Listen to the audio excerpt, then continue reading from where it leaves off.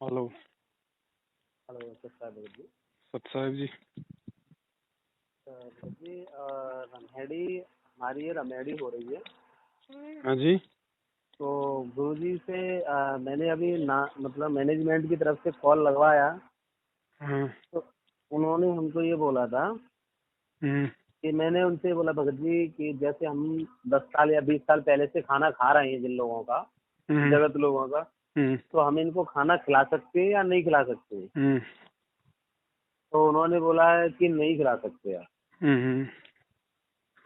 तो इसमें गुरुजी का क्या आदेश है, मेरी समझ में नहीं आ रहा है। आजकल मैनेजमेंट का बहुत बड़ा पंगा चल रहा है। नहीं, पता नहीं ऐसा क्या क्या आदेश चल रहे हैं। ये जो आपको जो आदेश बताया गया है ये बिल्कुल सही है, इसमें गलत नहीं है। अच्छा। क्योंकि भगत जी, नाम दीक्षा लेने से पहले हमने जिन जिन का खाया है, हमारे ऊपर जिन जिन का ऋण है, हम्म, वो पैसे वाले ऋण को छोड़ के हम्म, बाकी जितने भी ऋण हैं, चाहे ब्याह शादी में हमने खाया हो किसी का, हम्म, वो परमात्मा उतारेगा, इस भक्ति से उतरवाएगा। अच्छा। हाँ, हम अगर इन झमेलों में अगर पड़ गए तो और ज्यादा ऋण हमारे ऊपर उनका चढ़ जाएगा। क्योंकि नाम दीक्षा लेते ही परमात्मा पहले की जो भी गलतियां होती हैं, जो भी ऋण होते हैं, सब परमात्मा माफ कर देता है। अब हम्म, आगे आप उनको बुला के खिलाओगे तो उनका ऋण चढ़ेगा आपके ऊपर। अच्छा। क्योंकि हमारे 2 भाई भी ऐसे हैं अनजुड़े, वो कह रहे हैं कि नहीं हमें तो खाना बनाना पड़ेगा। तो उस चीज को मतलब अब वो बना रहे हैं तो उनसे क्या कह सकते हैं? शादी आपकी है क्या? हम्म।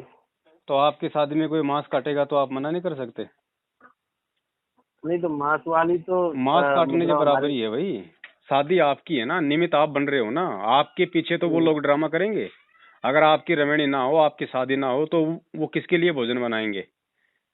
हम्म, तो बलि का बकरा तो आप बनोगे ना। अब यहाँ देखो, सबसे बड़ी बात जो है ना, मेन मुद्दे की बात ये है भगत जी, कि आप लोगों को सामाजिक तरफ से, रिश्तेदारों की तरफ से आप लोग सामना नहीं कर पा रहे, संघर्ष नहीं कर पा हम्म, रहे आप लोग। मेन कारण है ये। हम्म, अब ये संघर्ष होता है ज्ञान से भगत जी, ऐसे नहीं होता। इसीलिए परमात्मा कहते हैं कि नाम दीक्षा लेने में जल्दबाजी मत करो। मैं कहीं भक्के नहीं जा रहा, मैं यही हूँ भैया। लेकिन हम लोग किसी हम्म, के भी कहने से जल्दबाजी में नाम ले लेते हैं, बाद में मालूम चढ़ता है ये नहीं करना, वो नहीं करना, ये नहीं खाना, वो नहीं पीना। फिर हमारे समस्याएं उत्पन्न हो जाती है। इसलिए परमात्मा कहते हैं भैया, चाहे 4 साल सत्संग सुनो, लेकिन सुनो जब तक पूरा समझ में ना आ जाए, जब तक तुम हर तरीके से मर ना जाओ, जब तक तुम्हें ये ना हम्म, लगे कि हाँ अब मैं भक्ति कर सकता हूँ। ना मैं कोई रिश्तेदारों की कोई दबाव मानूंगा, ना माता पिता का दबाव मानूंगा, ना पड़ोसियों का दबाव मानूंगा। ऐसी स्थिति हो जाए तब नाम लेना चाहिए भगत जी, हर तरीके से सोच समझ के। अब ये समस्याएं हैं, अब क्या करोगे? अगर आप करोगे तो आपकी मर्यादा खंड होगी, मर्यादा खंड होगी तो परमात्मा दूर होगा। फिर जो आपका संस्कार है वो आपको मिलेगा। अगर मौत आनी है अगर उस दौरान, तो मौत ही आएगी, फिर कोई नहीं बचाएगा। वो अब ये तो है। संघर्ष है भगत तो जी, भगवान संघर्ष। की बातें हैं। मीराबाई को ना तो ये भगवान मिला था, ना ये नाम मिला था। वो तो बहुत लेट मिला था। उससे पहले श्री कृष्ण की भक्ति में उसने कितना संघर्ष किया। गुरु जी सत्संग क्यों हम्म, सुनाते हैं भगत जी? मंसूर को देखो। ये सत्संग गुरु जी इसलिए तो सुनाते हैं ताकि हमारे को संघर्ष करने की प्रेरणा मिले, हमारे अंदर वो दृढ़ता हो। हम्म, अब बाकी तो चाहे भगत जी जैसा करोगे वैसा परमात्मा देगा, उसका विधान है भैया। लेकिन मोक्ष तो नहीं होगा ना। मेन चीज तो मोक्ष है। मोक्ष के लिए हम हम्म, भक्ति कर रहे हैं, मोक्ष के लिए हमें पापड़ बेल रहे। और जब इस जन्म में हमारा मोक्ष ही नहीं हुआ तो फिर क्या फायदा फिर हमारे संघर्ष करने का भी? अब आप बताओ भगत जी, आप किस किस का ऋण उतारोगे? आपके माता पिता ने आपको जन्म दिया, फिर तो आप उनका भी ऋण उतारो। उतारो अगर आप उतार सकते हो तो। आपके माँ बाप का भी तो उनका तो आपके ऊपर जीवन कर्जा है ना। आपके माता पिता ने भी आपको 20 साल तक पाला पोसा है भगत जी। अपना पेट काट के उसने आपको बाहर निकाला है ना। उस अपनी माँ का भी ऋण उतारो। फिर आप बोलो अपने भाइयों से कि भैया माँ का भी ऋण उतार दो। फिर उतार देंगे। नहीं उतार पाएंगे। तो माँ बाप का नहीं उतारे तो फिर गांव वालों की क्या टेंशन हो रही है? फिर लोगों की क्या चिंता हो रही है? भगत जी थोड़ा समझना पड़ेगा। देखो अब समय नहीं है। परमात्मा ने जो बताना था, जो समझाना था, समझा दिया भगत जी। आज भी अगर हम उस परमात्मा के सिर में अगर ये दर्द ही रखना चाहेंगे तो फिर हम बताओ फिर कहाँ फिर हम भगत हैं भगत जी? हर बार वो परमात्मा ऐसे दुखी रहता है। 650 साल पहले आया तब भी हमने उसको दुखी किया। आज तो कम से कम भगत जी परमात्मा ने पहले हमें शिक्षा इसीलिए दी है कि तुम पहले समझ जाओ हर चीज को। है भाई। सही है। अभी रमेणी नहीं आपके भगत जी, आपके लिए वो रामायण हो जाएगी, ध्यान रखना। जगत में कर रहे हो, भगत में कर रहे हो? जगत में ही कर रहा है, सॉरी भगत में ही है सर जी, दोनों तो भगत में कंबाइंड ही कर है। रहे हो, फिर आपको फिर बताओ, जब इतना अच्छा आपको मौका मिला है भक्तों में रमेणी करने का। भाई देखो, इसी को तो कहते हैं गुरुजी ने क्या बताया कि सूरवीर है मेरे बच्चे। अब सूरवीर कौन होता है? जो सहन करता है। जगत में तो सूरवीर उसको कहते हैं जो मार दे, जो काट दे। भक्ति मार्ग में सूरवीर उसको कहते हैं जो सहन करता है। लोग दो गालियां निकाले सुन ले, लोग उसको ताने मारे कि देख हमारा खा के बैठ गया, आज समय आए तो हमारा नहीं खिला रहा, तो उसको सहन करे और ज्ञान आधार से सोचे कि भाई ये बेचारे अभी उसी परंपरागत रीति रिवाजों में उलझे हुए हैं, इनको ज्ञान है नहीं, कोई बात नहीं, कह लेने दो।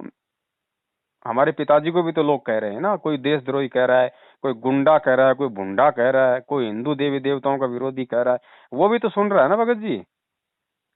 तो जब हमारा सही बात बाप है, सुन बहुत। सकता है तो भगत जी फिर हमारी क्या औकात है हम ना सुने। और और इसमें तो हमारा भला है, उल्टा हमारा नुकसान थोड़ी है सुनने में।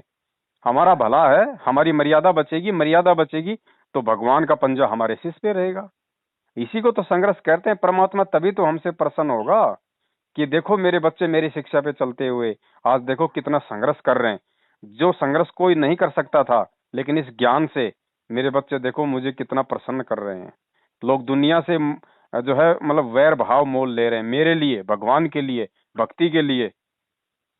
तो परमात्मा भगत जी अब यही तो वो मौके आते हैं हमारे जीवन में जिनसे परमात्मा हमारे से जल्दी प्रसन्न होता है। मालिक कहते हैं नुक्ते ऊपर रीझे गारे, करोड़ कर्म जल जाए तुम्हारे। ये नुक्ते होते हैं भगत जी, ये परिस्थितियां ना, ये परिस्थितियां जानबूझ के हमारे सामने आएंगी और जब तक हम इन परिस्थितियों को पार नहीं कर देंगे भगत जी ये बार बार आएंगी, क्योंकि ये आपकी कमजोरी है। परमात्मा देख रहा है कि ये इसकी कमजोरी है, और जब तक आप इस कमजोरी को अपने स्तर पे पार नहीं कर लोगे, बार बार परमात्मा ये परिस्थितियां आपके सामने लाएगा। पार आपको करना पड़ेगा। देखो बच्चा जब तक 8वीं पास नहीं करता है उसको टीचर कभी भी 9वीं क्लास में नहीं बैठाएगा। कभी नहीं बैठाएगा, जब तक वो बच्चा ज्ञान को आधार बना के जो टीचर ने पढ़ाया है 8वीं का एग्जाम दे के जब तक वो पास नहीं होगा, टीचर अगली क्लास में नहीं बैठाएगा। तो हर जन्म में भगत जी फिर हमारे को ऐसे ही इन परिस्थितियों से गुजरना पड़ेगा। यही ज्ञान आधार है, क्यों ना इसी जन्म में गुजर जाए। फिर अगर इस जन्म में मान लीजिए हमने लोगों की बातें मान ली, हमने संघर्ष नहीं किया, मर्यादा तोड़ दी, तो इस जन्म में तो पार हम हो नहीं पाएंगे, गारंटेड बात है। इसीलिए परमात्मा ने 1000 साल का समय रखा है कि 1000 वर्ष तक ये मार्ग चलेगा। जो गलतियां आज हम करेंगे फिर परमात्मा फिर अगला जन्म देगा, फिर अगला जन्म देगा। जब तक हमारे अंदर इतनी दृढ़ता नहीं आएगी जितनी परमात्मा चाहते हैं तब तक हमें बार बार जन्म मिलेंगे, और हर जन्म में फिर आपके सामने यही समस्या आएगी। शादी, भगत जी शादी कर रहा हूँ, लोगों को खाना खिलाऊं नहीं खिलाऊं, ये आपने अपने बुद्धि स्तर से इस समस्या को पार करना पड़ेगा। चाहे इस जन्म में कर लो, चाहे अगले जन्म में करना, चाहे अगले जन्म में करना। और क्या पता अगला जन्म आपको किसी ऐसे दुखी, दीनहीन, दारिद्र, किसी रोगी परिवार में मिल जाए कि आप भक्ति करने के लायक भी ना बचो। आज कम से कम ठीक ठाक स्थिति में तो हो। अभी तो सही बात है, वो तो कोई अरब समुद्र में मिल गया तो वहाँ तो सब मसले में होते ही है, वहाँ तो और भाई कंडीशन कुछ खराब भी होगी। देखो, अगर हम मर्यादा तोड़ेंगे तो सीधा सीधा बात है काल का दाव लगेगा। फिर काल अपने हिसाब से फिर हमारा ड्रामा बनाएगा। वो पाकिस्तान में जन्म देगा या नाइजीरिया में देगा, वो फिर उसकी मर्जी है। परमात्मा फिर जाएगा हमारे लिए, फिर परेशान होगा, फिर हमें जाके संदेशा देगा। क्या पता फिर हम समझे ना समझे। तो आज मौका है भगत जी। देखो ऐसा है, आज आप लोगों को जिमा भी दोगे, आप लोगों को खिला भी दोगे, भगत जी वो 2 दिन आपको याद करेंगे। और दुनिया की तो ऐसी आदत है भगत जी, खा पी के भी गालियां निकाल के उठते हैं। अगर आपने बहुत अच्छा खाना बना दिया ना तो भी 2 गालियां मिलेंगी। खा पी के कहेंगे वाह जी वाह मजा आ गया, लेकिन यार एक बात है, और तो सब ठीक था पर थोड़ा सब्जी में थोड़ा सा नमक ज्यादा रह गया बस। नमक ज्यादा रह गया तो फिर भी आपको बुराई मिलेगी, ध्यान रखना। आप दुनिया को प्रसन्न नहीं कर सकते। तो ये संघर्ष कर लो भगत जी, आज आपके भाई हैं।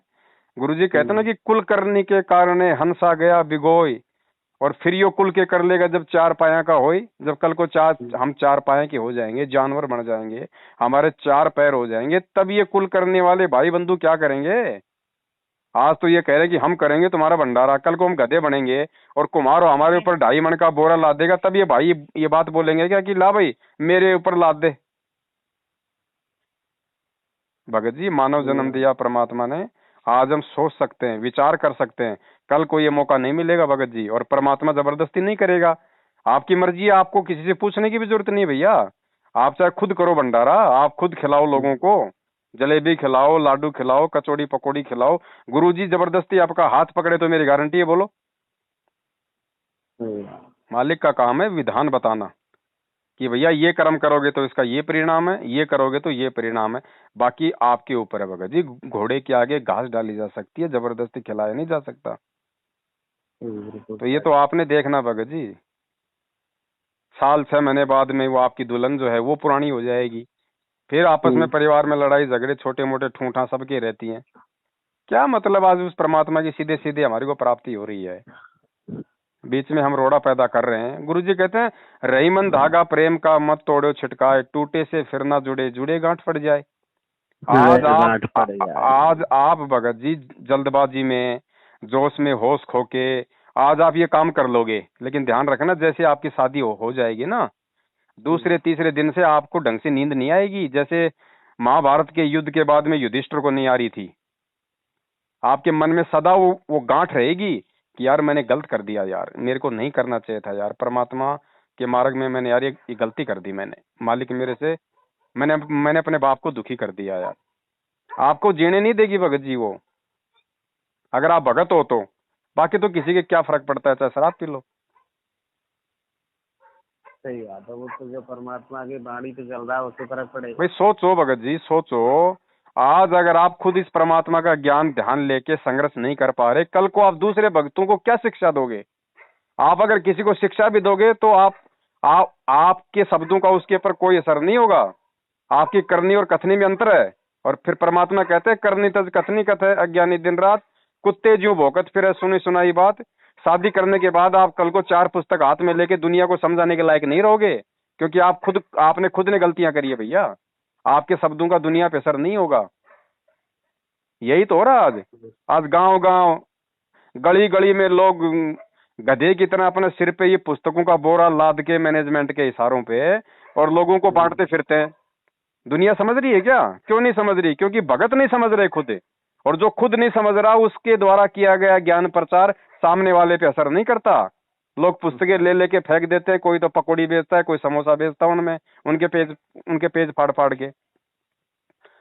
शब्दों का असर उस भगत का होगा जो खुद अपने गुरु के ज्ञान पे चल रहा होगा। फिर उसको पुस्तक बांटने की जरूरत नहीं है। वो 2 बातें अगर मोबाइल पे भी किसी से कर लेगा तो सामने वाले को तीर की तरह लगेगी। बिल्कुल सही बात है, जिस वाणी में ये सत्य होगा वही लगेगी। लेकिन चक्कर ये है ना, तो बड़े भैया, चाहे भगत जी चाहे शादी करो, चाहे घोड़ी पे बैठो, चाहे डीजे बजाओ, चाहे खाना बनाओ, जो मर्जी करो, कोई दिक्कत नहीं है। परमात्मा किसी को मना नहीं करेगा, ना किसी को जबरदस्ती उसने मना किया। लेकिन विधान परमात्मा का अगर आपको ध्यान हो तो फिर आगे भगत जी सावधान रहना फिर, क्योंकि जब समस्या आएगी तो फिर आप उस भगवान को पुकारोगे। अब वो भगवान कह देगा बेटा जब मेरे से तेरे को काम पड़ा था उस समय तो तू पीछे हट गया था, हैं? उस समय तो तूने जरा भी नहीं सोचा कि भाई गुरुजी के ऊपर क्या बीतेगी, वो अंतर्यामी परमात्मा है। वो तो जेल में बैठा है तो भी उसको सारी बातों का पता कि मैं क्या कर रहा हूँ, मैं क्या नहीं कर रहा, मैं क्या सोच रहा हूँ, मैं क्या नहीं सोच रहा। तो आपने पहले अपने बाप को दुखी किया है, और जब आप पे दुख आएगा तो आप कौन से मुंह से अपने बाप से प्रार्थना करोगे कि मुझे लाभ दो, मुझे इस समस्या से बाहर निकालो? बोल सकते हैं? नहीं बोल भाई कोई व्यक्ति आज मेरे से दुखी परेशान होकर 10,000 रुपये मांगने के लिए आया और मेरे पास में पैसे हैं फिर भी मैं उसको नहीं दे रहा, कल को मुझे जरूरत पड़ेगी तो क्या मैं उस आदमी के पास में हाथ फैला सकता हूँ क्या? नहीं फैला पाएंगे भगत जी। तो भगत जी आज अगर परमात्मा को हम दुखी करेंगे इस पिछली पीढ़ी में, शिक्षा प्राप्त करके सारे सबूत और प्रमाण देख के कि हमारे को वर्तमान में भाईचारा चाहिए या फिर भगवान चाहिए, उसके बाद भी अगर हम ये गलतियां करेंगे तो फिर बताओ भगत जी भगवान क्या करेगा? तो अपने भाइयों को आप सही जी बात। बैठ के समझाओ भगत जी, आपके पास में समय है। अगर वो नहीं मानते हैं तो बोलो भैया देखो ऐसा है, शादी मेरी हो रही है, तुम्हारी नहीं हो रही है, मैं अपने हिसाब से करूंगा। अगर तुम्हें रास नहीं आ रहा तो जैसा तुम चाहो वैसा तुम कर सकते हो भैया। अगर तुम्हें लगे तो ठीक है, मैं अपना कहीं और जाके अपना मैं कोई मकान किराए पे ले लूंगा, मैं अपने जो है भक्तमती के साथ में रहूंगा, अपना काम धंधा करूंगा, अपनी भक्ति करूंगा, मैं ये नाटकबाजी नहीं करूंगा। भाई ज्यादा से ज्यादा क्या करेंगे भगत जी, आपको मकानों में हिस्सा नहीं देंगे, आपको बाप की जमीन में हिस्सा नहीं देंगे, और है क्या भाइयों के पास में, गर्दन थोड़ी उतार देंगे आपकी सिकंदर लोधी की तरह। इतना ही कर सकते हैं ना। हाँ बस इतना ही कर तो सकते इस हैं, बस इतना प्रॉपर्टी भी नहीं तो करेंगे हमारी, शायद। तो भगत जी भगत की असली प्रॉपर्टी क्या है, ये माँ बाप के पुश्तैनी मकान, ये जमीन जायदाद थोड़ी है। हमारी असली प्रॉपर्टी तो हमारा हमारा परमात्मा है, उनका ज्ञान है, उनकी मर्यादा है। जब सही बात। मंसूर ने भगत जी मर्यादा के लिए, उस परमात्मा के लिए, भक्ति के लिए कि मेरा गुरु कहीं नाराज ना हो जाए, उसने अपने भगत जी अंग अंग उसने कटवा दिया। सही बात, काला ना काला ना खाया। संघर्ष करोगे तभी भगत जी बात बनेगी। क्योंकि देखो हम अपनी इच्छा से सतलोक से यहाँ आए थे ना, परमात्मा ने तो धक्के नहीं मारे ना हमें जबरदस्ती। सही बात है, वो हमारी तो हम खुद की, अपनी बातों से आए थे। हाँ हमारी खुद की इच्छा थी तो हम यहाँ आए। आज वही बात है भगत जी, परमात्मा जबरदस्ती धक्के मार के नहीं लेके जाएगा। जब तक हमारी खुद की सतलोक जाने की वापस वही इच्छा नहीं बनेगी जो सतलोक से यहाँ आने की बनी थी, तब तक परमात्मा नहीं लेके जाएगा। अब ये इच्छा चाहे आज बना लो चाहे अगले किसी जन्म में बना लेना, ये आपकी अपनी मर्जी है भाई। बाकी संघर्ष करना पड़ेगा भगत जी। गुरुजी ने कहा है कि जब वो 250 550 साल पहले मीरा एक लड़की होके और इतना संघर्ष कर सकती है तो क्या आज वाले नहीं कर सकते। आज मीरा के कोई 4 हाथ पैर थे, लेकिन बात है समझ में आने की। पहली बात तो आपने ये प्रार्थना लगानी ही नहीं थी मैनेजमेंट के वहां पे। मतलब क्या निकलता है, आप सुबह सुबह लेटरिन करने जाओगे तो क्या गुरुजी से प्रार्थना लगवाओगे कि गुरुजी बाथरूम में ठंडा पानी भी आ रहा है, गर्म भी आ रहा है, मैं गर्म से हाथ धोऊं ठंडे से धोऊं। ये भगत जी ये कॉमन सेंस की बातें होती हैं। सत्संग सुनने के बाद में अगर कोई जटिल समस्या है उसका समाधान नहीं है तो एक बात अलग होती है। ये तो कॉमन सेंस की बातें हैं। जब गुरुजी ने कह दिया ना दहेज लेना ना दहेज देना ना किसी को जिमाना फालतू में, ठीक है ठीक है। अगर भैया अगर जैसे आपके रिश्तेदार हैं 10-15 उनके रिश्तेदार हैं, 2-4 आपके परिचित हैं, वो लोग इकट्ठा हो सकते हैं, अपना सादा भोजन बनाओ, परमात्मा का सत्संग लगा दो और सीधे सादे तरीके से चाहे चाहे चाहे उस लड़की के चाहे अपने रेमेनी लगा के, चाहे आप अपने घर पे रेमेनी करो, चाहे लड़की वाले के घर पे रेमेनी करो। इसमें तो कोई कोई भगत जी कोई मैरिज गार्डन बुक करने की भी जरूरत नहीं है, कोई टेंट लगाने की भी जरूरत नहीं है। अपना एक बड़े से कमरे में ये काम हो सकता है। 16 मिनट की तो बात है। कोई वीडियोग्राफर बुला के कोई शूटिंग थोड़ी करवानी है। वो तो ऐसा ही हो रहा है सब कुछ। लेकिन बात यही सब लोगों की अड़ रही थी कि खाना की हमने और पापा हमारे दोनों हम लोग जुड़े हुए हैं। तो ये समाज में बैठ के हमने बहुत यही बात की थी कि हम इस चीज में भाग नहीं ले सकते और ना ही हमारे गुरुजी ने ऐसा कहा है कि अगर हम ऐसा करते तो फिर हम गुरुजी का आदेश क्यों मानते। हम गुरुजी का आदेश मान रहे हो तो फिर आप मेरे बीच में क्यों अड़चन बन रहे हो। तो उन सबका कहना यही है कि भाई खाना तो आपको बनाना पड़ेगा। भगत जी अगर वो जगत वाले हो के अगर वो काल प्रेरणा से अगर अपनी बातों पे अड़े हैं तो आप भी तो भगत हो। क्या आप सतगुरु की प्रेरणा से संघर्ष नहीं कर सकते। लेकिन भगत जी हमारे अंदर वो हिम्मत होनी चाहिए फिर ये चीजें छोड़ने की, ये जमीन जायदाद का मोह छोड़ने की, ये मकानों को ये प्रॉपर्टी छोड़ने का। भगत जी हमारे अंदर फिर ये हिम्मत होनी चाहिए। फिर इतनी ऐसे संघर्ष नहीं होगा। अरे भगत जी राजा आदम सुल्तान की कहानी सुनाई परमात्मा ने बलक बुखारे के बादशाह की। आपके पास क्या होगी भगत जी, आपके बाप के 10 बीघा जमीन होगी, 50 बीघा जमीन होगी, आप 3 भाई हो 4 भाई हो, आपके आपके 10-10 बीघा हिस्से में आ जाएगी। 10 बीघा की कीमत क्या होगी आपके हिस्से में, मुश्किल से 20-25 लाख रुपए की होगी। इतनी हो सकती है ना। सही बात, इतनी हो सकती। बलक बुखारे का बादशाह भगत जी 16,000 जिसकी रानियां थी, 18 करोड़ या कितने 18 लाख उसके घोड़े थे और इतना वैभवशाली था। गुरुजी कहते हैं कि देवताओं का राजा इंद्र भी शर्मा जाता था उसके वैभव को देख के, जब वो हाथी पे बैठ के अपने सवारी पे निकलता था। और उसने मुंह काला करके भगवान के लिए राजपाट को लात मार दी उसने रातों रात। तो हम क्या ये 10 बीघा जमीन का मोह भी नहीं छोड़ सकते भैया। अगर ये भी नहीं छूटेगा तो सोचो फिर हमारा मोक्ष कैसे होगा। बिल्कुल सही बात है। भगत जी संघर्ष आपने करना पड़ेगा। भाई तो काल प्रेरणा से अपनी जिद पे अड़े हैं, आपके पास भी तो सदगुरु की प्रेरणा है, और काल प्रेरणा से ज्यादा प्रबल, ज्यादा ज्यादा पावर हमारे सतगुरु की प्रेरणा में है। लेकिन संघर्ष करना पड़ेगा भगत जी। आज अगर आप हार जाओगे तो आज आप काल को जिता दोगे,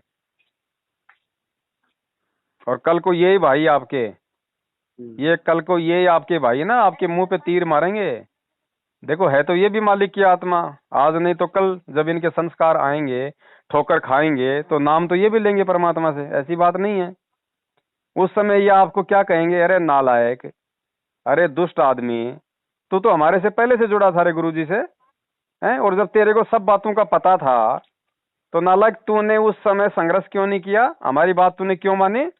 हम तो काल प्रेरणा से बोल रहे थे, तेरे साथ तो भगवान था, तू कैसे झुक गया? क्या जवाब दोगे उस समय? कोई जवाब नहीं होगा उसमें, कैसा होगा।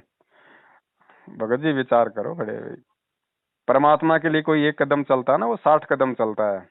आज अगर आप ये 10 बीघा जमीन छोड़ दोगे, परमात्मा फार्म हाउस दे देगा, अगर चाहेगा तो, जरूरत होगी तो लैंड लॉर्ड बना देगा, जमींदार। और हार गए तो भाई फिर आपको अपना संस्कार मिलेगा, पैर कटना तो पैर ही कटेगा, फिर ध्यान रखना परमात्मा नहीं बचाएगा। काल तो सिर पे बैठा है ना, वो तो चाहता है कि मैं इनकी मर्यादा तोड़ूं, किसी भी तरह से मैं इनको कमजोर करूं, भगवान से दूर मारता रहता है कि हम किसी भी चरण भजन की मर्यादा तोड़े, ऐसी ऐसी मतलब अनहोनी बातें भेज देता है कि भाई लो। तो भाई जब आपको स्पष्ट तौर पे दिखाई दे रहा है, सारी बातें आपकी समझ में हैं, तो भगत जी अब तो आपके सामने एक ही रास्ता है, संघर्ष, और कुछ नहीं है। और आपके साथ तो आपका बाप है, फिर भाइयों की क्या औकात है भैया, है? अब थोड़ा संघर्ष आप लोगों ने करना पड़ेगा ना, साफ साफ मना कर दो, स्पष्ट रूप से मना कर दो, क्योंकि भैया देखो हम झगड़ा तो हम करेंगे नहीं, क्योंकि हम सतगुरु के भगत हैं। ज्यादा से ज्यादा तुम क्या कर सकते हो, हमें ये कहोगे कि तुम इस घर में नहीं रहोगे, तेरे को जमीन नहीं मिलेगी, तो कोई बात नहीं भैया, जमीन को अपने सिर पे बैठा ले, ये मकान अपनी जेब में डाल ले, ये चला भाई साहब। तो कहीं भी 2-2.5 हजार का मेरी तरह मकान किराया लो, दुनिया भर के काम धंधे हैं, अपना करके खाओ, परमात्मा साथ में रहेगा तो काहे की टेंशन है। सही बात।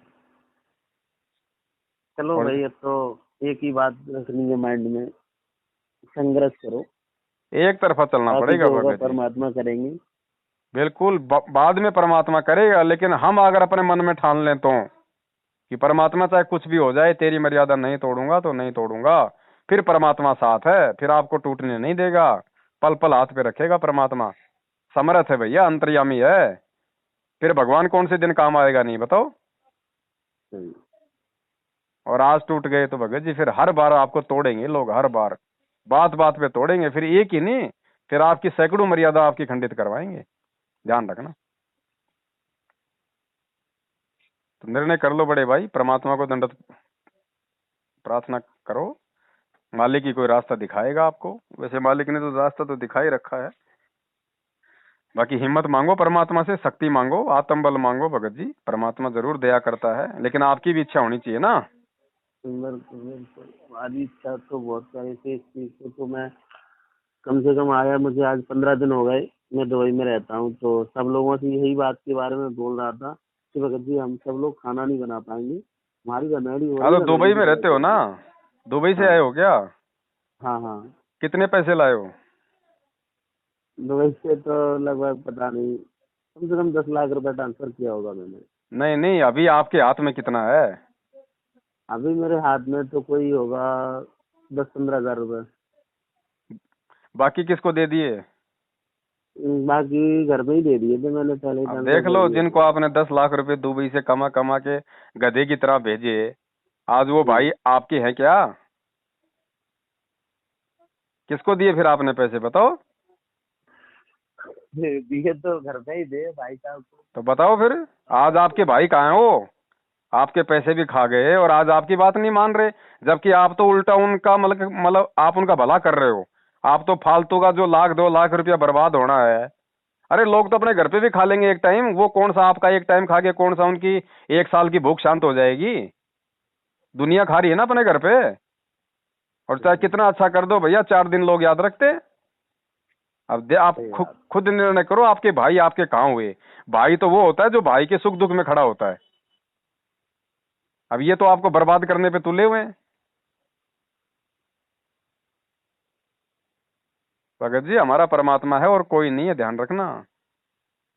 बिल्कुल सही बात है। परमात्मा कहते हैं ना कि भाई ससुरा मालिक ने जो एक शब्द है गुरु जी का, ये सब काल है।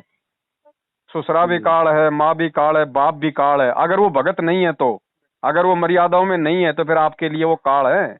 तो आज आपके दोनों भाई आपके लिए काल साबित हो रहे हैं। बेटा बाप और भाई, ये मात पिता कुलदाई। कोई काका कहना बोले, कोई ताऊ से हो जा ओले, ये मालिक का शब्द है ना। हम्म। कोई फूफस ननदोई। भाई ये ध्यान रखो भगत जी इन बातों का। ये बड़ी मुश्किल से भगवान मिला है, हाथ से छूट गया भगत जी, मलते रह जाओगे फिर। सिवाय पछताने के कुछ हाथ नहीं लगेगा। अर्जुन सर्जुन ने तो छोटी सी गलती करी थी, 250 साल तक मानव शरीर में कष्ट भोगने पड़े थे। अब भी यही धक्के खा रहे हैं। क्योंकि गरीबदास जी महाराज किसी को पार करने नहीं आए थे, वो खाली अपना ग्रंथ लिखने आए थे। पार करने तो आ जाए परमात्मा साक्षात धरती पे, आ जाएंगे वो अर्जुन सर्जुन भी भैया। बिल्कुल सही बात है। बाकी आपकी अपनी इच्छा, आपकी अपनी मर्जी। दास का काम तो भैया जैसी सलाह मांगोगे वो मालिक के ज्ञान आधार से बताने की सेवा है। मानना न मानना आपके अपने ऊपर है। ठीक है जी, भंडारा कर ले हम। बस बस करो भगत जी, सच्चा है। सत साहिब।